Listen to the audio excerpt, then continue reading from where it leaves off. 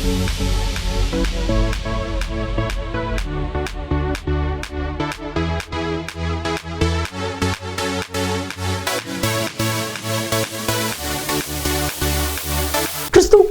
பிரியமான தெய்வ பிள்ளைகளே, வெளிப்படுத்தின விசேஷம் பரலோகத்தின் சில காட்சிகள், கர்த்தராகிய இயேசு கிறிஸ்துவனுடைய வருகை, பூமியின் ராஜ்யங்களுடைய வரலாற்றினுடைய முடிவுகள், இவைகளை வெளிப்படுத்துவது தான் வெளிப்படுத்தின விசேஷம். இதனுடைய ஆசிரியர் அப்போஸ்தலனாகிய யோவான் பத்மத்துவில் சிறை கைதியாக இருக்கும் பொழுது கிரேக்க மொழியிலே எழுதப்பட்டது. பெரும்பாலும் அடையாள மொழிகளிலே எழுதப்பட்ட இந்த புத்தகம் மதிப்பிற்குரிய டாக்டர் ரெவரண்ட் பால்ராஜ் அதிசயமணி அவர்கள் மூலமாக நமக்கு டிராஸ்டிவின் மக்களுக்கு இது போதிக்கப்படுகிறது. தெய்வ மனிதர், தெய்வனால் பரிசுத்த ஆவியானவரால் வல்லமையாய் பயன்படுத்தப்படுகிற இவர்கள் கருக்கலான சத்தியங்களையும் ஆழமான உண்மைகளையும் மறைவான மறைப்பொருட்களையும் வெளிப்படுத்தி நமக்கு சொல்லி புரியக்கூடிய நல்ல தெய்வ மனிதர். தொடர்ந்து பாருங்கள். கர்த்தர் அன்பு பால்ராஜ் அவர்களை வல்லமையாய் பயன்படுத்தி வருகிறார். இந்த வெளிப்படுத்தின விசேஷம் உங்களுக்கு மிகுந்த பிரயோஜனமாக இருக்கும். கர்த்தர் உங்களை ஆசீர்வதிப்பார். ஆண்டவருடைய பிரசன்னத்தில் மீண்டுமாக உங்களை காணும் பொழுது அதிக மகிழ்ச்சி அடைகிறேன். இந்நாளிலும் உங்கள் மத்தியில் வந்து உறவு கொள்ளவும், ஆண்டவருடைய வசனத்தை பகிர்ந்து கொள்ளவும் தருணம் கொடுத்து ஆண்டவரை துதிப்பதோடு உங்கள் அனைவருக்கும் என்னுடைய நன்றியை நான் தெரிவித்துக் கொள்கிறேன். வெளிப்படுத்துகிற விசேஷத்திலிருந்து நாட்களிலே செய்திகளை படித்து தியானித்து வருகிறோம். உடன்படிக்கை பெட்டி என்ற தலைப்பிலே ஒரு சில செய்திகளை நாம் சிந்தித்து கொண்டிருக்கிறோம். இன்னும் ஒரு சில செய்திகள் உண்டு. வெளிப்படுத்துகிற விசேஷம் 11ஆம் அதிகாரம் பாருங்கள். கடைசி வசனத்தை நாம் காண்கையிலே, அப்பொழுது பரலோகத்தில் தேவனுடைய ஆலயம் திறக்கப்பட்டது. அவருடைய ஆலயத்திலே அவருடைய உடன்படிக்கையின் பெட்டி காணப்பட்டது. அப்பொழுது மின்னல்களும் சத்தங்களும் இடி முழக்கங்களும் பூமி அதிர்ச்சிகளும் பெரும் கல்மழையும் உண்டாயின என்று சொல்லி வாசிக்கிறோம். உடன்படிக்கை பெட்டி பரலோகத்தில் நிரந்தரமாக இருந்தது, இருக்கிறது. அதன் சாயலாக பூமியிலே ஒன்றை பண்ணுவிக்க ஆண்டவர் மோசேயை பணித்தார். அதன் சாயலாக பூமியிலே அவன் ஒன்றை பண்ணி ஆசரிப்பு கூடாரத்தில் அவன் வைத்தான் என்று சொல்லி வேதத்திலே வாசிக்கிறோம். மேலே இருந்தது நிஜம், கீழே உருவானது நிழல். நிறைவானது வரும்போது குறைவானது ஒளிந்து போகுமே, அந்த மாதிரிப்பட்ட காரியங்களை இன்றைய நாட்களிலே நாம் பார்க்க போகிறோம். மேலே நிஜம், கீழே நிழல். பரலோகத்திலே நிஜம், பூமியிலே நிழல் என்று உடன்படிக்கை பெட்டியின் தாற்பயத்தை குறித்து நாம் பார்க்கிறோம். சரி, இன்றைய நாளிலே இந்த பெட்டிக்குள்ளே என்ன இருந்தது என்பதை நாம் பார்க்க போகிறோம். இந்த பெட்டியானது சித்தி மரத்தினாலே செய்யப்பட்டது, முற்றிலும் பொற்றகடினாலே பூசப்பட்டது. சித்தி மரம் நம்ம ஒரு கள்ளிச்செடியை போல மிருதுவானது, மெதுவானது. அது காய்ந்து போனால் சும்மா கையை வைத்து அழுத்தினாலே உடைந்து போகும். சாதாரணமான ஒரு மரம், சித்தி மரம், அதனாலே செய்யப்பட்டது. உடன்படிக்கை பெட்டி ஆண்டவராகிய இயேசு கிறிஸ்துவின் சாயலை வெளிப்படுத்தக்கூடிய ஒரு பெட்டியாக காணப்படுகிறது. ஆண்டவருடைய பிரசன்னத்தை, ஆண்டவருடைய சாயலை காட்டக்கூடிய ஒரு விதமான பெட்டி அந்த பெட்டி. சித்தி மரம், சாதாரணமான மரம், ஆண்டவருடைய மனுஷீகத்தை காட்டுகிறது. பொற்றகடு, அதனால் மூடப்பட்டதே, இது ஆண்டவருடைய தெய்வீகத்தை காட்டுகிறது. சித்தி மரம் இயேசுவின் மனுஷீகம், பொற்றகடு ஆண்டவருடைய தெய்வீகம். சித்தி மரம் ஆண்டவர் மனுஷகுமாரன் என்பதையும், பொற்றகடு ஆண்டவர் தேவகுமாரன் என்பதையும் புலப்படுத்துகின்றன. இந்த பெட்டிக்குள்ளே என்ன இருந்தது என்று வேதத்தில் பார்க்கும் பொழுது, இந்த உடன்படிக்கை பெட்டிக்குள்ளே என்ன இருந்தது? எபிரேயர் 9ஆம் அதிகாரம் பாருங்கள். அன்றிய முதலாம் உடன்படிக்கையானது ஆராதனைக்கேற்ற முறைமைகளும் பூமிக்குரிய பரிசுத்த ஸ்தலமும் உடையதாய் இருந்தது. எப்படியெனில், ஒரு கூடாரம் உண்டாக்கப்பட்டிருந்தது. அதன் முந்தின பாகத்தில் குத்துவிளக்கும் மேஜையும் தேவ சமூக தப்பங்களும் இருந்தன. அது பரிசுத்த ஸ்தலம் என்னப்படும். 2ஆம் தரைக்குள்ளே மகா பரிசுத்த ஸ்தலம் என்னப்பட்ட கூடாரம் இருந்தது என்று சொல்லி வேதத்தில் வாசிக்கிறோம். மகா பரிசுத்த ஸ்தலம், ஹோலி ஆஃப் ஹோலிஸ். அங்கே என்ன இருந்தது? 4ஆம் வசனம், அதிலே பொன்னார் செய்த தூப கலசமும் முழுவதும் பொற்றகடு பொதிந்திருக்கப்பட்ட உடன்படிக்கை பெட்டியும் இருந்தன. பொற்றகடு பொதிந்திருக்கப்பட்ட உடன்படிக்கை பெட்டி.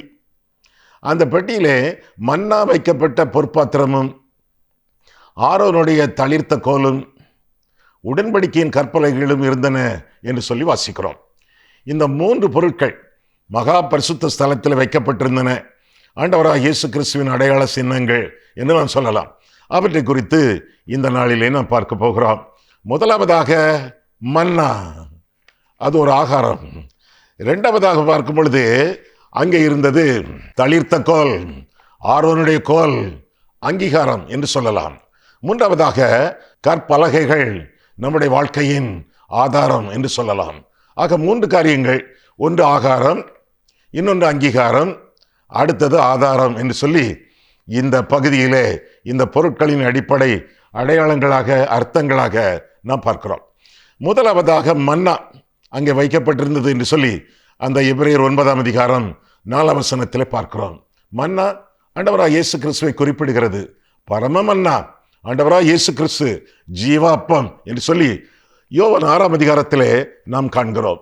யோவான் 6ஆம் அதிகாரத்திலே நாம் பார்க்கும் பொழுது 30ஆம் வசனம் முதலாக காண்கையிலே, அதற்கு அவர்கள், அப்படியானால் உம்மை விசுவாசிக்கும்படிக்கு நாங்கள் காணத்தக்கதாக நீர் என்ன அடையாளத்தை காண்பிக்கிறீர், என்னத்தை நடப்பிக்கிறீர்? வானத்திலிருந்து அவர்களுக்கு அப்பத்தை புசிக்க கொடுத்தார் என்று எழுதியிருக்கிறபடி நம்முடைய பிதாக்கள் வனாந்தரத்தில் மன்னாவை புசித்தார்களே என்றார்கள். இயேசு அவர்களை நோக்கி, வானத்திலிருந்து வந்த அப்பத்தை மோசே உங்களுக்கு கொடுக்கவில்லை, என் பிதாவோ வானத்திலிருந்து வந்த மெய்யான அப்பத்தை உங்களுக்கு கொடுக்கிறார் என்று மெய்யாகவே மெய்யாகவே உங்களுக்கு சொல்கிறேன்.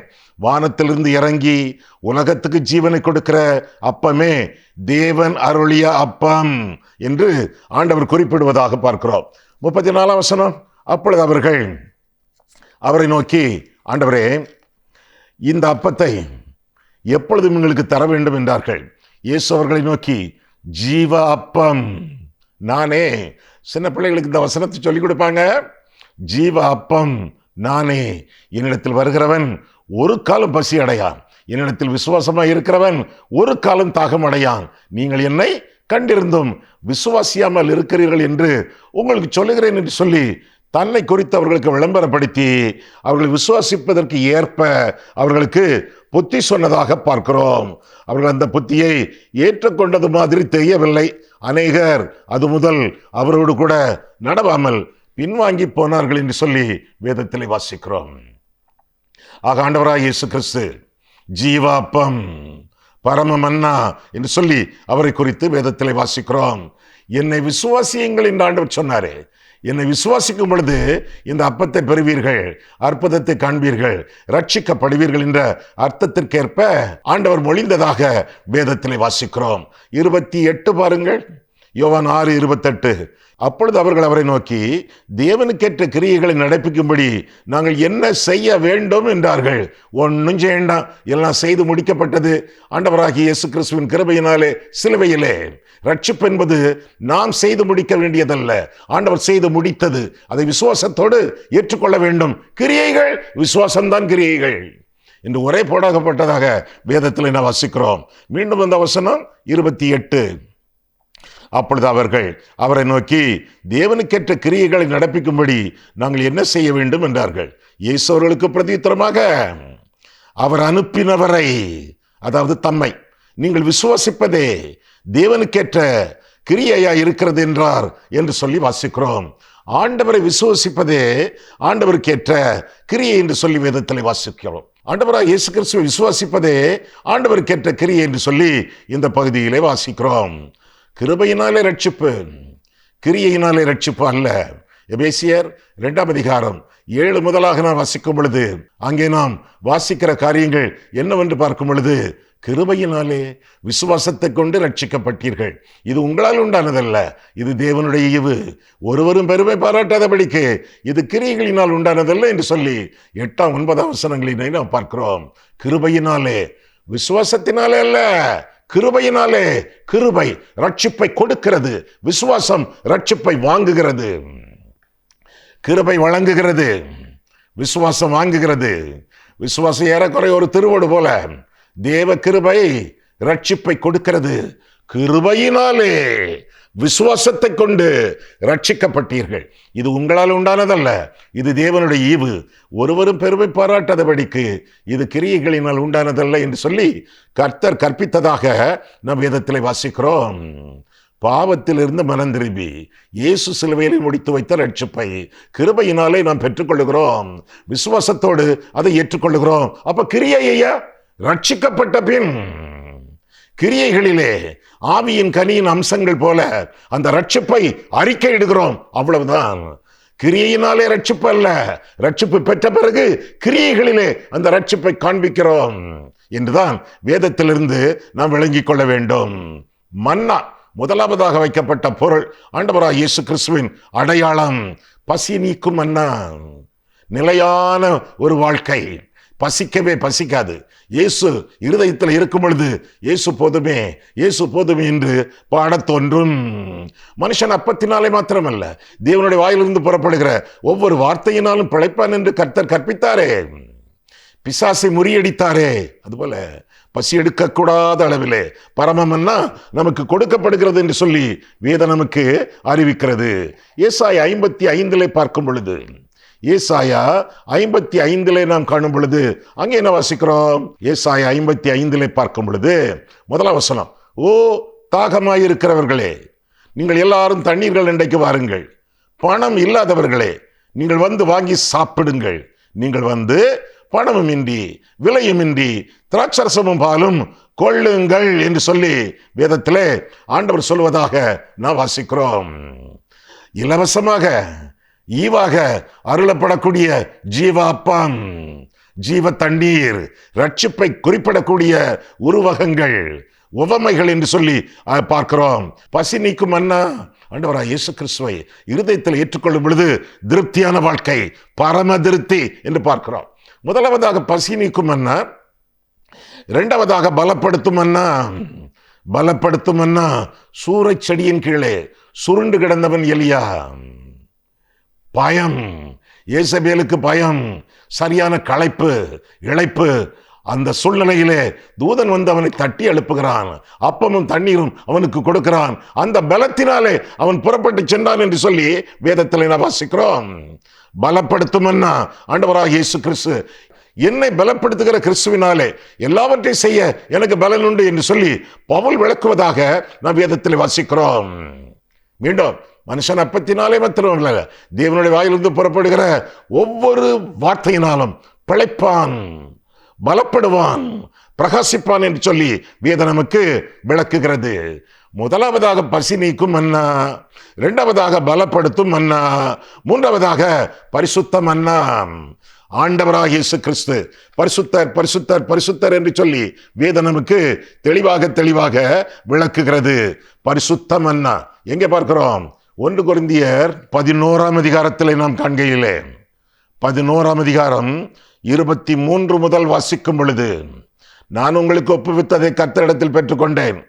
பவுல் எழுதுகிறான், என்னவெனில் கர்த்தராகிய இயேசு தாம் காட்டிக் கொடுக்கப்பட்ட அன்று ராத்திரியிலே அப்பத்தை எடுத்து, இயேசு கிறிஸ்துவின் அடையாளம், அப்பத்தை எடுத்து ஸ்தோத்திரம் பண்ணி அதை பெற்று, நீங்கள் வாங்கி புசியுங்கள், இது உங்களுக்காக பிற்கப்படுகிற என்னுடைய சரீரமாய் இருக்கிறது, என்னை நிறுவும்படி இதை செய்யுங்கள் என்றார் என்று சொல்லி வாசிக்கிறோம். ஜீவ அப்பம். அதை தொடர்ந்து போஜனம் பண்ணின பின்பு 25 வசனம், போஜனம் பண்ணின பின்பு அவர் அந்தபடியே பாத்திரத்தையும் எடுத்து, இந்த பாத்திரம் என் இரத்தத்தினால் ஆகிய புதிய உடன்படிக்கையாய் இருக்கிறது, நீங்கள் இதை பானம் பண்ணும் போதெல்லாம் என்ன நினைவுறும்படி இதை செய்யுங்கள் என்றார் என்று சொல்லி வேதத்தில் வாசிக்கிறோம். பசி நீக்கும் மன்னா, பலப்படுத்தும் மன்னா, பரிசுத்த மன்னா, பரிசுத்த அப்பம். அதை புசிக்கும் பொழுது எத்தனை ஜாக்கிரதையாக இருக்க வேண்டும். திருவிருந்து ஆராதனையிலே, நற்கருணை ஆராதனையிலே நாம் கலந்து கொள்ளும் பொழுது எவ்வளவு ஜாக்கிரதையாக இருக்க வேண்டும். 24, 25 பாருங்கள். சில வார்த்தைகளை நான் சொல்லுவேன், அவற்றை நீங்கள் அண்டர்லைன் பண்ண வேண்டியது உங்களுடைய கடமையாகும். முதலாவதாக 26, ஆகையால் நீங்கள் இந்த அப்பத்தை புசித்து இந்த பாத்திரத்தில் பானம் பண்ணும் போதெல்லாம் கர்த்தர் வருமளவும் அவருடைய மரணத்தை தெரிவிக்கிறீர்கள் என்று சொல்லி பார்க்கிறோம். நேச கர்த்தருடைய மரணம், அதை தெரிவிக்கத்தக்கதாக வீடுகள் தோறும் அன்றைய காலத்திலே அப்பம் விட்டார்களே. இயேசுவை வழங்கினார்களே, இயேசு உங்களுக்காக மரித்தார், இயேசு உங்களுக்காக மரித்தார், இயேசு உங்களுக்காக மரித்தார் என்று தெரு தெருவாக, வீடு வீடாக அவர்கள் சொன்னார்கள் என்று சொல்லி வேதத்திலே வாசிக்கிறோம். முதல் வார்த்தை நேசருடைய மரணம், ஆண்டவருடைய மரணம். இரண்டாவது வார்த்தை முந்தின வசனம் 25, போஜனம் பண்ணின பின்பு அவர் அந்த பாத்திரத்தையும் எடுத்து, இந்த பாத்திரம் என் ரத்தத்தினால் உண்டாகிய புது உடன்படிக்கையாக இருக்கிறது, இதை பானம் பண்ணும் போதெல்லாம் என்னை நினைவு கூறுங்கள், நினைவு கூறும்படி இதை செய்யுங்கள் என்றார். முதலாவதாக நேசருடைய மரணம், இரண்டாவதாக நினைவு கூறுதல், மூன்றாவதாக 27. இப்படி இருக்க எவன் அபாத்திரமாய் கர்த்தருடைய அப்பத்தை புசித்து அவருடைய பாத்திரத்தில் பானம் பண்ணுகிறானோ அவன் கர்த்தருடைய சரீரத்தையும் இரத்தத்தையும் குறித்து குற்றம் உள்ளவனாய் இருப்பான் என்று சொல்லி வேதத்திலே வாசிக்கிறோம். 28, எந்த மனுஷனும் தன்னைத்தானே சோதித்தறிந்து இந்த அப்பத்திலே புசித்து இந்த பாத்திரத்தில் பானம் பண்ண கடவன். ஆக மூன்றாவதாக நிச்சயம் உள்ளவனாக இருக்க வேண்டும். கர்த்தரின் பாவங்களை மன்னித்தார், இயேசு என் பாவங்களுக்காக சிலுவையிலே மரித்தார் என்ற நிச்சயம், விசுவாசம் உள்ளவர்களாக இருக்க வேண்டும். 28, 29 மீண்டும், எந்த மனுஷனும் தன்னைத்தானே சோதித்தறிந்து இந்த அப்பத்தில் புசித்து இந்த பாத்திரத்தில் பானம் பண்ண கடவன். எண்ணத்தினாலெனில் அபாத்திரமாய் போஜனம் பானம் பண்ணுகிறவன் கர்த்தருடைய சரீரம் இன்னதென்று நிதானித்து அறியாததினாலே, நிதானம், தனக்கு ஆக்கினை தீர்ப்பு வரும்படி போஜனம் பண்ணுகிறான். ஆக்கினை தீர்ப்பு, நியாய தீர்ப்பு. சில வார்த்தைகளை நான் சொன்னேனே, நேசருடைய மரணம், அதை நினைவு கூறுதல், நிச்சயம் கொள்ளுதல், நிதானித்து அறிதல். 30வது வசனத்தில் பார்க்கும் பொழுது, சரியா போஜனம் பண்ணல, அபாத்திரமாய் பண்ணினால், மனம் திரும்புதல் இல்லை என்றால், பரிசுத்தத்தோடு பங்கு பெறவில்லை என்றால் என்ன நடக்கும்? 30, இது நிமித்தம் உங்களில் அநேகர் பலவீனரும் வியாதி உள்ளவர்களுமாய் இருக்கிறார்கள், அநேகர் நித்திரையும் அடைந்திருக்கிறார்கள். நித்திரை, தப்பாக கர்த்தருடைய பந்தியிலே கலந்து கொண்டால் வியாதிகள் வரும். வியாதியஸ்தர்கள் மரண படுக்கையில் இருக்கும் பொழுது, ஆஸ்பத்திரியில கிடக்கும் பொழுது, கட்டில் கடையாக வீட்டிலே இருக்கும் பொழுது, ஐயா இவங்களுக்கு ஒரு கம்யூனியன் கொடுத்துடணும்யா, சாகிறதுக்குள்ள கம்யூனியன் கொடுத்துடணும்யா, ஒருவேளை இவங்க கம்யூனியன் இல்லாம செத்து போனாங்கன்னா அவங்க நிலைமை என்னமாச்சியா? எனவே ஒரு கம்யூனியன் கொடுத்தாச்சுன்னா, ஒரு ராப்போஜனம் கொடுத்தாச்சுன்னா ஒருவேளை பிழைச்சுக்கிடுவாங்க ஐயா.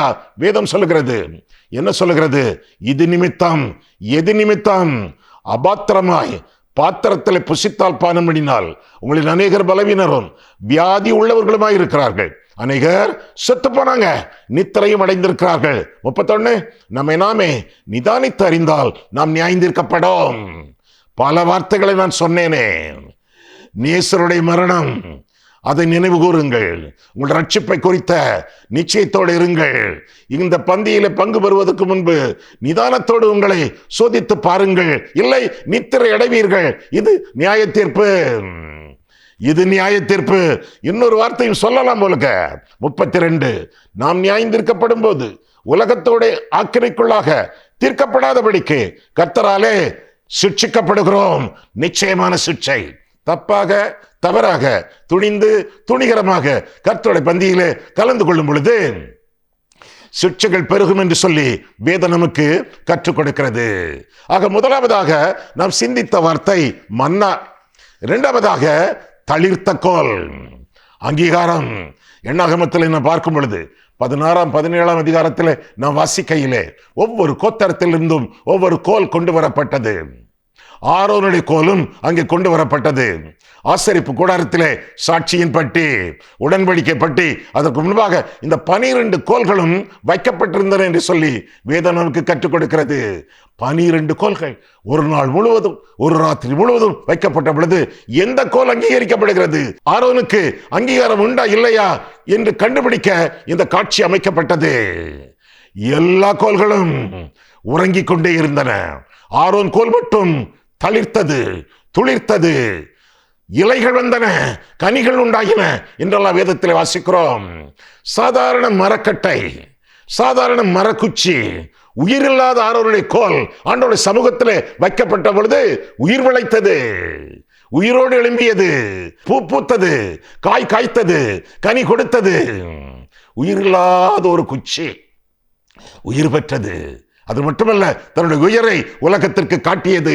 நம்முடைய வாழ்க்கையிலே கூட உயிர் இல்லாத மனிதர்கள், தேவன் இல்லாதவர்கள், அதனால் ஜீவன் இல்லாதவர்கள் ஆண்டவருடைய சமூகத்தில் வருவீர்கள் என்றால், அவருடைய சமூகத்தில் தங்கி தாபரிப்பீர்கள் என்றால் உயிர் பெறுவீர்கள், கிறிஸ்துவாகிய ஜீவனை பெற்றுக்கொள்வீர்கள், கனி கொடுக்கும் வாழ்க்கையை நீங்கள் ஆரம்பிப்பீர்கள். அது மட்டுமல்ல, மரணப்படுக்கையிலே சிலர் இருக்கிறார்கள். இன்றார் நாளா, இன்றைக்கு சாவு என்று நாட்களை மணிகளை எண்ணிக்கொண்டிருக்கும் பொழுது கர்த்தருடைய சமூகத்திலே அவர்களை கொண்டு வாருங்கள். மரக்குச்சியாக இருக்கலாம், மரக்கட்டையாக இருக்கலாம், உயிரில்லாத ஒரு ஜடமாக இருக்கலாம். ஆனாலும் கர்த்தருடைய சமூகத்திலே அந்த நபர் கொண்டு வரும் பொழுது உயிர் தழுவார், நிச்சயமாக பூப்பார், காய் கொடுப்பார், கனி கொடுப்பார். மரக்குச்சியாக இருக்கலாம், ஆனால் ஜீவனாகிய இயேசு கிறிஸ்து அவருக்குள்ள பிரவேசிக்கும் பொழுது ஜீவன் பெற்று எழுவார் என்ற குறிப்பை நாம் நிச்சயமாக அறிந்து கொள்ள வேண்டும். ஆரோனுடைய கோல், இந்த கோல் தானே செங்கடலுக்கு முன்பாக நீட்டப்பட்டது. அந்த கோல் நீட்டப்பட்ட பொழுது கடல் பிளந்தது, ஜனங்கள் கடந்து சென்றார்கள். எப்படிப்பட்ட கோல்? இந்த தளிர்த்த கோல், அதிகாரமுள்ள கோல். கடல் பிளந்தது, அங்கீகாரம் பெற்ற கோல் துளிர்த்தது. நம்முடைய அங்கீகாரம் என்ன? நமக்கு அங்கீகாரம் உண்டா? ஆண்டவருடைய சமூகத்திலே ஆண்டவருக்காக நாம் வாழும் பொழுது ஆண்டவர் நம்மை அங்கீகரிக்கிறாரா? எப்பேற்பட்ட அங்கீகாரம் நமக்கு கொடுக்கப்படுகிறது? நீங்களோ உங்களை எந்த காலத்தில் இருந்து தம்முடைய ஆச்சரியமான ஒளியினிடத்திற்கு வரவழைக்கப்பட்டவர்களே புண்ணியங்களை அறிவிக்கும்படி தெரிந்து கொள்ளப்பட்ட சந்ததி, ராஜரீக ஆசாரிய கூட்டம், பரிசுத்த ஜாதி, அவருக்கு சொந்தமான ஜனம் என்று வேதம் சொல்கிறது. 1 பேதுரு 2ஆம் அதிகாரம் 9ஆம் வசனத்திலே அதிகாரமுள்ள கோல், அங்கீகாரம் பெற்ற கோல், அற்புதம் செய்யும் கோல் என்று வேதத்திலே வாசிக்கிறோம். ஆரோன் கோலை நீட்டும் பொழுதெல்லாம் அற்புதங்கள் உண்டாயின என்று சொல்லி வேதத்திலே நாம் வாசிக்கிறோம். அற்புதங்கள் உண்டாயின.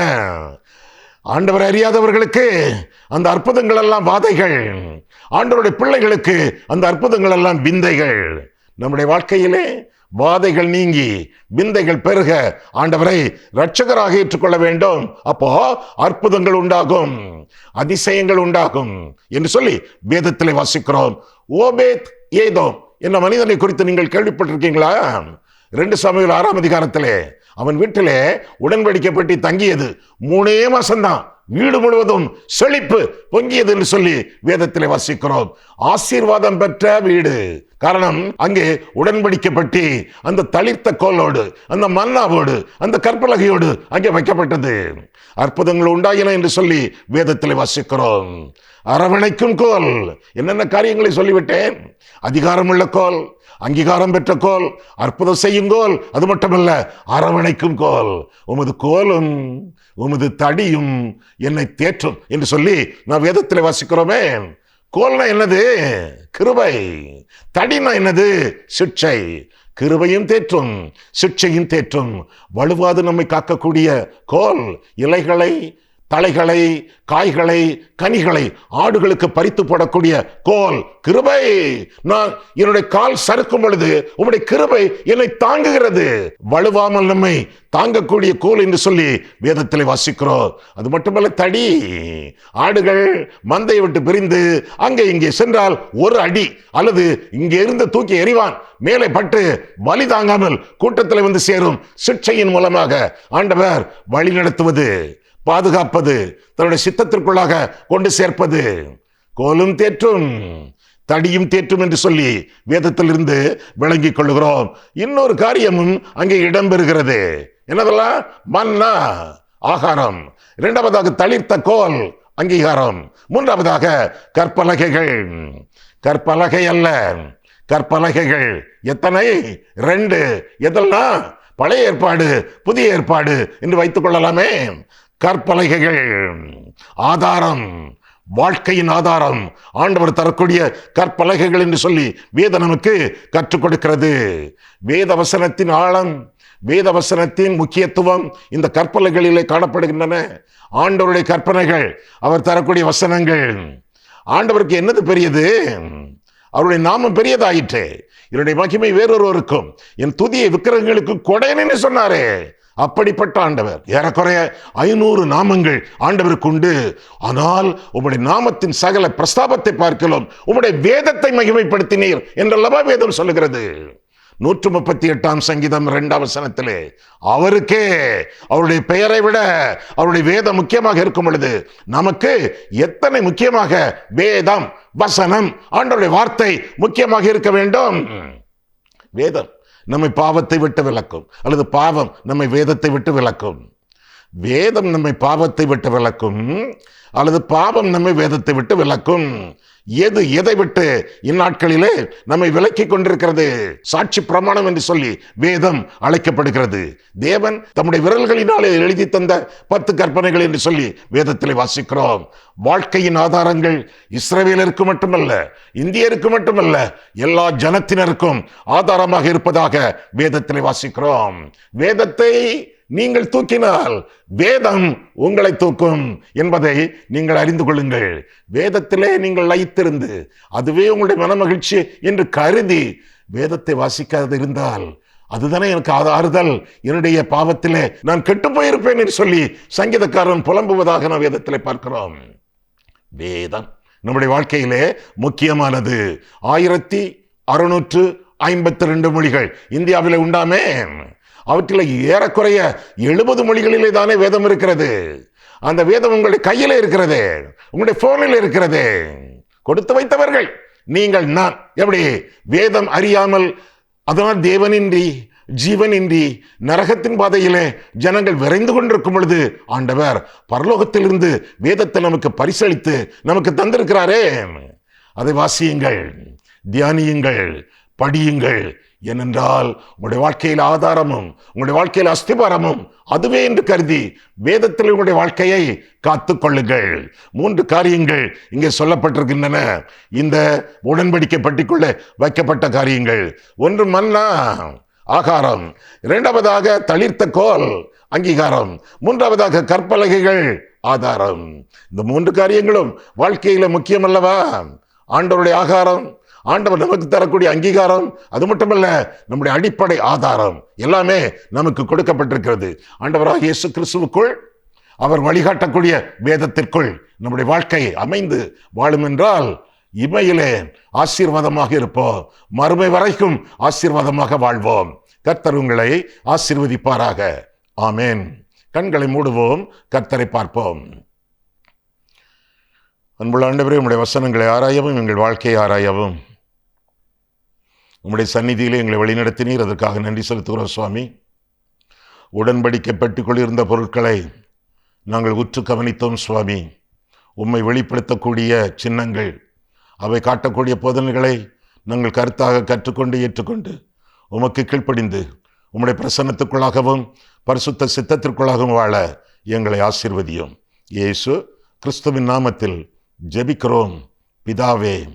ஆமேன்.